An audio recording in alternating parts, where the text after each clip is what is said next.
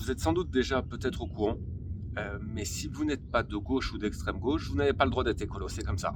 Après, pour moi, l'écologie ne peut pas être de droite. Je le dis clairement. Tu peux pas dire, moi, j'adore la faune et la flore, je veux protéger les pandas et les ours polaires, mais les migrants, je m'en fous, ça ne marche pas. Donc en gros, on a les représentants de l'écologie politique qui nous expliquent que l'écologie recule, et de l'autre, ils excluent la majorité de la population. Inclure une écologie qui serait une écologie, on dit une écologie plus conservatrice, qu'est-ce que ça voudrait dire? Une écologie raciste, par exemple? Une écologie qui serait pour sauver des dauphins dans la Méditerranée, mais laisser mourir des corps de migrants? Non, je la refuse totalement et complètement. Est-ce que le discours de Camille Etienne, il n'est pas un tout petit peu caricatural, hein? Donc une écologie un peu plus conservatrice, ça serait du racisme tout simplement. Ça serait d'opposer les dauphins aux migrants que les écolos de droite se délecteraient de voir mourir dans la mer. Et c'est pareil pour la protection animale. Brigitte Bardot a encore dit une dinguerie. Il y a encore des personnes dans le milieu animaliste qui continuent d'apporter du crédit à cette dame au nom de son engagement pour la cause animale.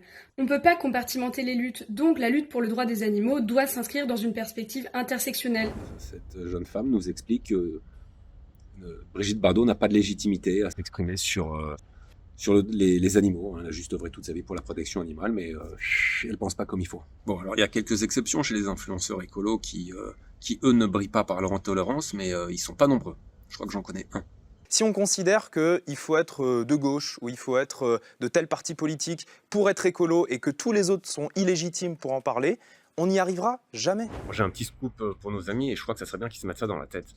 L'écologie n'est pas leur propriété. Il n'y a pas une façon de faire de l'écologie justement parce qu'on a des sensibilités politiques différentes. On peut par exemple être inquiet du réchauffement climatique sans nécessairement tomber dans la collapsologie. Pour le GIEC, on peut ou on doit le voir comme un référent très important, mais c'est pas pour autant qu'un scientifique a l'obligation de perdre tout esprit critique s'il a envie d'être dubitatif sur un point particulier d'un rapport du GIEC. Est-ce qu'on doit automatiquement lui accoler l'étiquette de climato-sceptique ?